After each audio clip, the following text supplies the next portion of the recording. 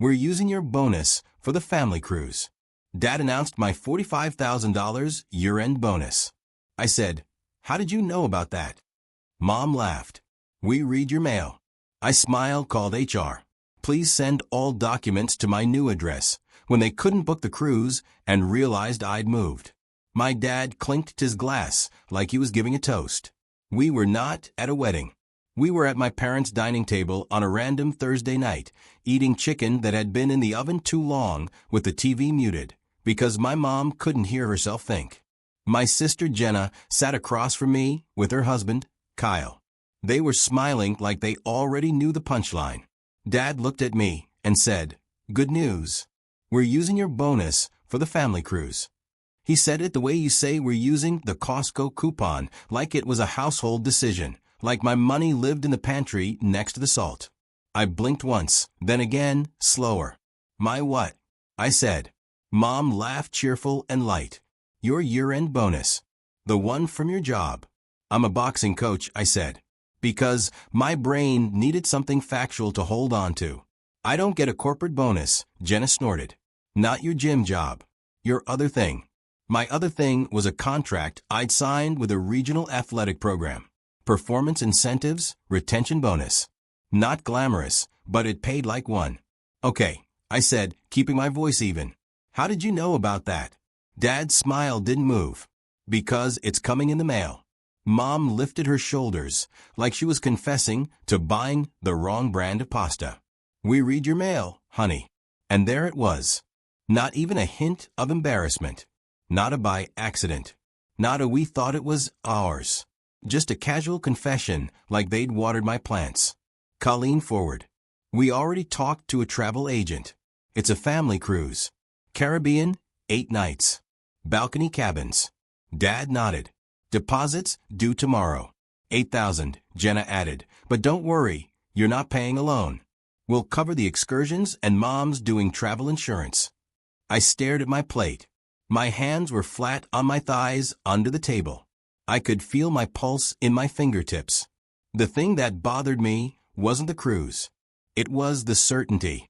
Like my life was a vending machine, and they'd already put the coins in. I looked up and smiled. Not a big smile, just enough to make the moment awkward. "Cool," I said. "Then you won't need me to do anything, because you already planned it."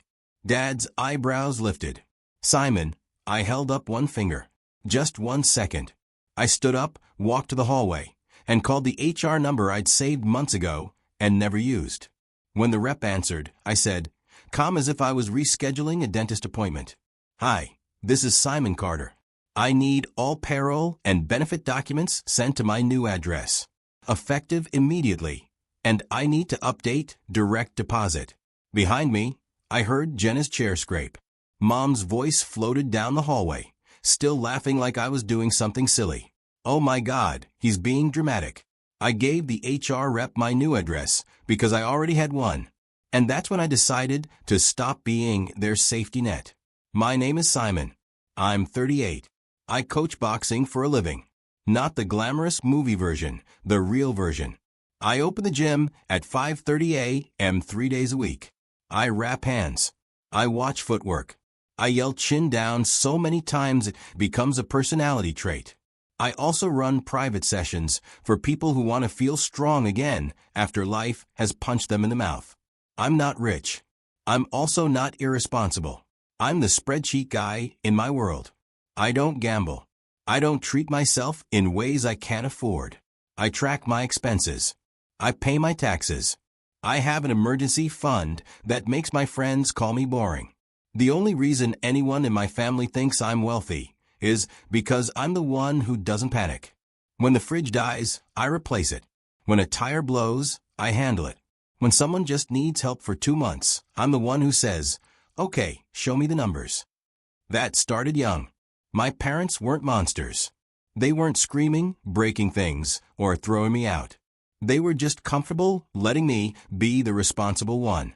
My dad, Frank, is 64. He worked for years as a warehouse supervisor. He's the kind of guy who knows the price of everything from 1998 and is offended that the world changed. My mom, Linda, is 61. She's warm in public and strategic in private. She can turn a sentence into a favor without raising her voice. My sister Jenna is 34. She's always been the one who needed more attention, more flexibility, more forgiveness. In their version of the story, Jenna is the free spirit and I'm the steady one. In mine, Jenna learned early that I'm overwhelmed is a magic spell that makes other people pay. I moved out at 19. I lived in terrible apartments. I ate pasta like it was a food group. I trained, coached, and took any work I could. Front desk at a gym, youth program, security at events. When I was 26, I got hired by a regional athletic organization to help build a boxing program for teens.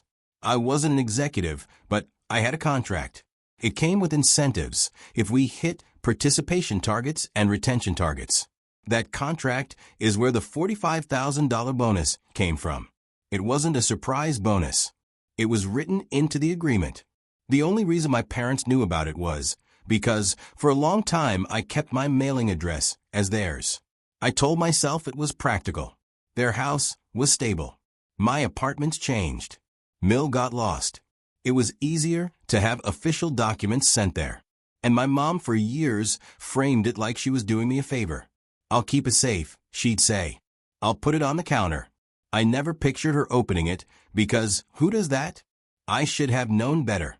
There were signs, little ones.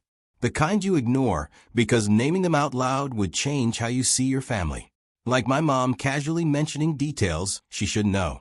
How's that new insurance plan? She asked once. I paused. I didn't tell you I changed plans. She smiled. Oh, you mentioned it. I didn't, or my dad asking. So you're making more now, right? After I negotiated a higher hourly rate for private training. How would you know that? I asked. He shrugged. You're doing well. We can tell. They couldn't tell. They were guessing, but they were also checking. And I kept rationalizing it because it's hard to admit your own mother sees your life as a file folder.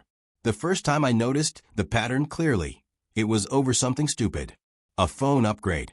Jenna called me on a Tuesday afternoon, crying like she'd been cut off from oxygen. My phone is dying, she said. The screen is cracked. It won't hold a charge, and Kyle needs his for work. The kids need me reachable. I'm coaching. I said, what do you need? I just need to put it on your card, she said quickly. Just for the payment plan. I'll pay you back like $89 a month. I said, no, not loudly, not dramatically. Just I can't do that. 2 hours later, my dad called. What's this I hear about you refusing to help your sister? He asked. That sentence did something to me. Because it wasn't, is she okay? It was, you refused. Like my role had been assigned and I'd gone off script. I didn't refuse to help, I said. I refused to put a phone on my credit. Dad sighed like I was the unreasonable one. You're always making things complicated. That was the phrase they used when I asked for boundaries. Complicated. When I asked for clarity, I was cold.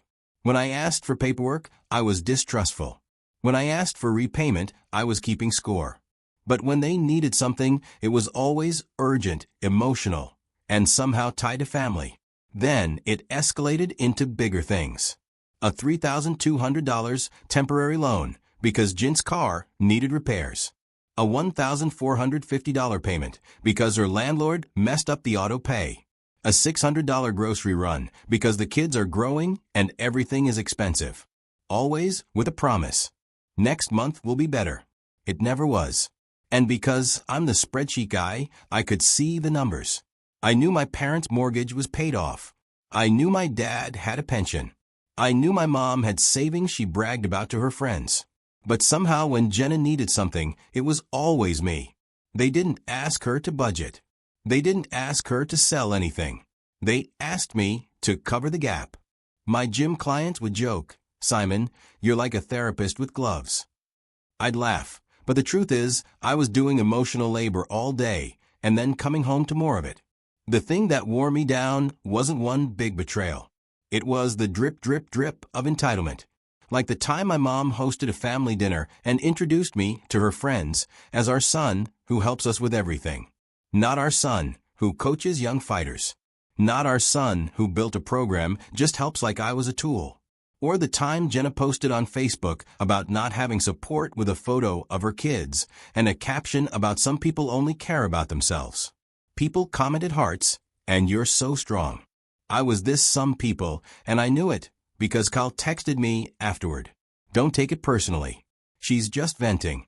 Here's what nobody tells you about being the reliable one. Your reliability becomes a resource that people feel entitled to. And once they get used to that, your no sounds like betrayal. I started sleeping badly. 3:12 a.m. became a regular time for me. I'd wake up and my brain would run numbers like a treadmill. If Jenna can't pay rent, will my parents ask me? If my dad's truck breaks, will it be just this once? If I say no, will I be the villain again? My chest would feel tight, like I'd taken a body shot I didn't see coming. I started drinking less coffee, not because I was healthier, but because caffeine plus anxiety is basically a panic smoothie. Then, the mail thing got worse. A credit card offer showed up addressed to me. My mom casually said, I threw that out. I stared at her. You opened it? I didn't open it, she said quickly. It looked like junk, but she knew it was a credit card offer, and she knew because she'd opened it. Then my dad mentioned my contract bonus. Not directly, just a comment. Good year for you, he said one day like he was discussing the weather. That program of yours must be paying off. I froze. What do you mean? He waved his hand. You know, the incentive, the end of your thing. He said it wrong like he'd read it, not heard it from me. That night, I went home and pulled up my USPS Informed Delivery. If you've never used it, it's basically the post office emailing you photos of your mail before it arrives. It's supposed to be convenient for me. It became evidence. I scrolled back. There were pieces missing, things I never saw. A letter from my bank, a letter from my benefits provider, a letter from the athletic organization. They weren't lost. They were intercepted. I sat on my couch and stared at my phone for a full minute. The thing that bothered me wasn't that they were curious. It was that they felt entitled to know, and worse, entitled to use what they knew. By the time that Thursday dinner happened, the cruise announcement wasn't even shocking anymore. It was the logical next step of a pattern I'd been ignoring. I didn't explode at that dinner. I didn't throw my plate. I didn't yell. You can't read my mail.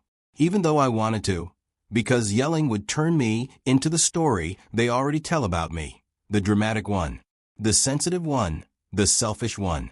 So, I did what I always do. I got precise. The morning after that dinner at 6:08 a.m., I sat in my car outside the gym with a protein bar I wasn't hungry for and made a list, change mailing address, lock down payroll access, separate finances completely, document everything, move. I'd already been saving quietly, not because I was planning to run away, but because I never trusted family support to be real. I found a one-bedroom apartment 15 minutes from my gym. Clean, simple, nothing fancy. $1,675 a month. I paid the deposit on December 3rd, $1,675. I signed the lease on December 5th. Then I set up a P.O. box for official mail, $178 for 6 months. I called my bank and put a note on my account. No one but me. No family verification. No. Mom called and said, I changed every password. Email, banking, payroll portal, the app that tracks my coaching schedule, even my streaming services. If it had a password, it got changed. I froze my credit. I set up two-factor authentication on everything. Then I contacted HR at the athletic organization and updated my direct deposit to a new account at a different bank. Not because I thought my parents could drain my account, because I didn't want any paperwork showing up at their house ever again. I also emailed myself a timeline, dates, amounts, who said what. I took screenshots of Jenna's Facebook posts, the ones about no support. I saved Kyle's text telling me not to take it personally. I downloaded my bank statements for the last 24 months and highlighted transfers with notes like Jenna rent and Mom asked. Not for revenge, for clarity. Because if you don't document reality, someone else will rewrite it for you. I also did one more thing that felt small but mattered. I went to the post office and filed an official change of address, not a casual forward my mail request, a full change that triggers confirmation letters, the kind that makes it very obvious when someone is no longer your mailbox. And I planned the confrontation, not a screaming match, a calm moment where the facts would do the talking. I wasn't planning to destroy them. I was planning to stop letting them destroy me. They tried to book the cruise on Saturday. I know that because my mom texted me Friday night at 9:14 p.m. travel agent appointment tomorrow at 11 o'clock. Be there. Bring ID. No, please. No question mark, just instructions. I read it while sitting on the floor of my new apartment eating takeout out of the container because I hadn't unpacked plates yet. I replied with one sentence. I won't be there. 3 dots appeared, disappeared, appeared again. Then, Simon, don't do this. I didn't answer. At 11:26 the next morning, Dad called. I let it go to voicemail. At 11:29, Jenna called. I let it go to voicemail. At 11:35, Kay texted. This is embarrassing. They're here. The agent needs the card for the deposit. At 11:41, Mom texted. We can't finalize anything without you. The agent says the deposit has to be paid by the person whose bonus is being used. That line made me laugh out loud in my empty apartment because they were treating my bonus like it was already theirs. But the travel agent, some stranger in a blazer, was the first person in the situation who acted like money requires consent. I drove to the travel agency anyway, not to pay, to end it properly. It was in a strip mall next to a nail salon and a place that sold smoothies with names like Green Goddess. The travel agent, a woman named Marcy, looked relieved when I walked in, like I was the adult who finally showed up. My family looked like I'd walked into court. Dad stood up fast. There he is.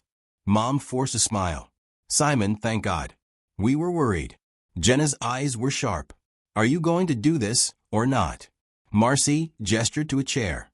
Hi, Simon. We just need your authorization for the deposit. Then we can lock in the pricing. Dad said loud enough for Marcy to hear. We already agreed as a family. I sat down slowly. Marcy, I said polite. Can I ask a quick question? Who gave you the idea that my bonus was paying for this? Marcy looked uncomfortable. Your mother said you'd be receiving a year-end bonus, and you wanted to treat the family. Mom jumped in fast. That's basically true. I nodded. Okay. Then I turned to my parents. The thing that bothered me wasn't the cruise, I said quietly. It was you opening my mail and announcing my money like it was a family fund. Dad scoffed. Oh my God. It was sitting on the counter. Mom leaned forward, voice soft, like she was calming a child. We didn't mean anything by it. We just thought you'd be happy to do something for everyone. Jenna crossed her arms. You always help. What's the difference? There it was again. Always. The word that turns you into a resource. I pulled out my phone and opened an email. Marcy, I said, I'm not authorizing any deposit. Please remove my name from anything related to this booking. Marcy nodded immediately like she'd been waiting for permission to be professional. Okay. Dad's face re-eamed. Simon. I held up my hand again, one finger. Calm. I want to be very clear, I said. There is no bonus money available for you to spend. Kyle frowned. What do you mean? It's coming. I looked at him. It was scheduled to yes. Dad leaned toward me. You can't just I can't, I said, because it's mine. Mom's voice went sharp. So, you're punishing us now. I shook my head. Not punishment, boundaries. I turned my phone so they could see the email confirmation from HR. Yesterday, I said, I updated my payroll address and direct deposit. All documents go to my new address, not your house. Mom blinked fast. Your new address? Dad's mouth opened and closed like he was buffering. Jenna's voice rose. You moved? I didn't raise mine. Yes, I said. I moved. Mom's face did that thing where warmth drains out of it. You didn't tell us, she said like that was the crime. I didn't feel safe telling you, I said. Because you read my mail. Dad slammed his palm lightly on the desk. Not hard enough to be violent, just hard enough to perform authority. We are your parents, and I'm an adult, I said. And the post office agrees. Jenna scoffed. You're blowing this up. I leaned back and exhaled. In your version of the story, I said, I'm selfish and dramatic for not paying for a cruise. I looked at each of them. In mine, you opened my mail, planned a vacation with money that wasn't yours, and told everyone it was a done deal. Silence. Marcy cleared her throat gently. I can cancel the hold on the cabins. There will be no booking today. Dad turned to her like she was betraying him too. We already, Marcy cut in professional and polite. Sir, without authorization from the payer, I can't process the deposit. And that was it.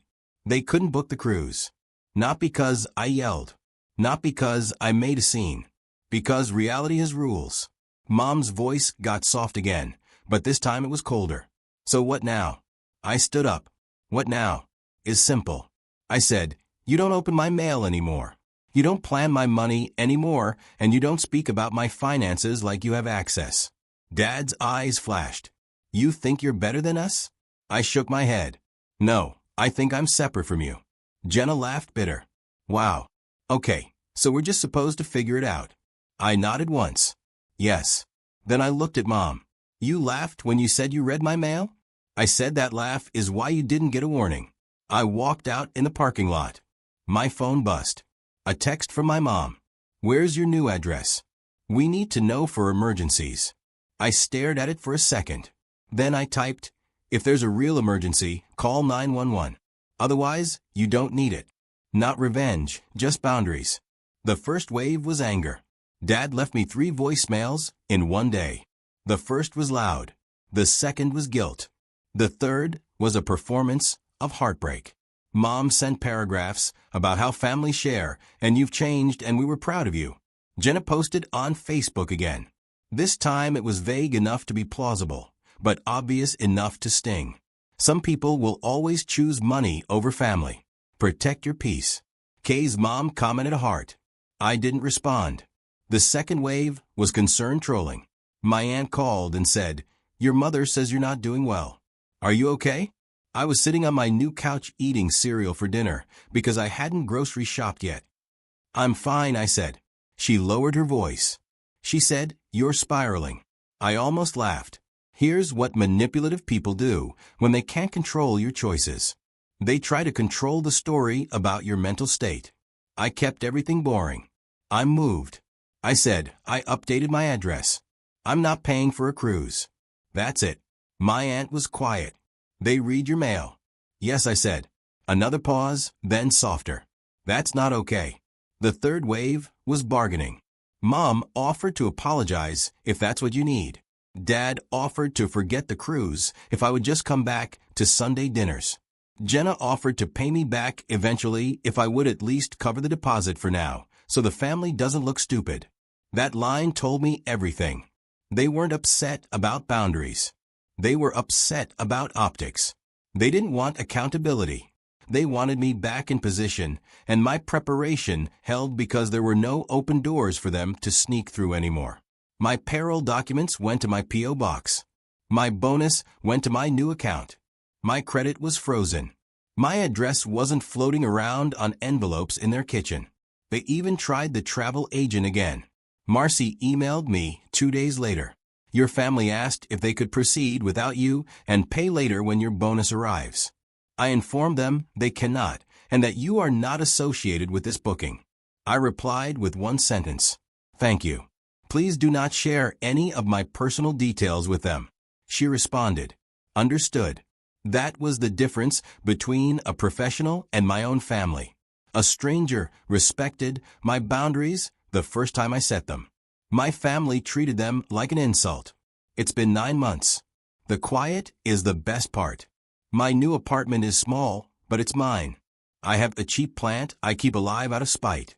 I put my keys in the same bowl every night. Nobody has an emergency copy. My gym is doing better than it was, mostly because I'm not showing up exhausted from emotional chaos. I use part of my bonus to renovate the training space.